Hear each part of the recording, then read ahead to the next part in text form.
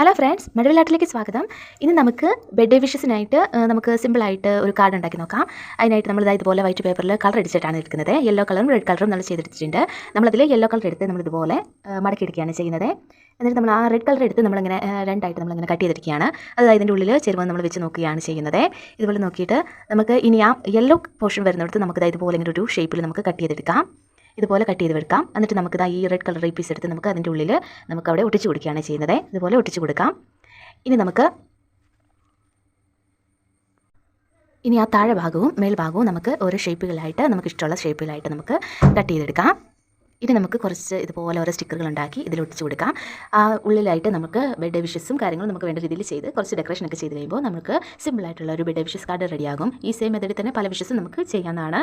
സിമ്പിളായിട്ട് വെറും പേപ്പർ ഉപയോഗിച്ച് മാത്രം കളർ അടിച്ച് നമ്മൾ ചെയ്യുന്ന ഒരു വർക്കാണ്. ആ ഇടത് ഭാഗത്ത് ലൈൻസ് വരുന്നിടത്ത് കളറോടെ കൊടുക്കുകയായിരുന്നെങ്കിൽ നല്ലതായിരുന്നേനെ. എന്തായാലും വീഡിയോ ഇഷ്ടമെങ്കിൽ ലൈക്ക് ചെയ്യാൻ മറക്കരുതേ.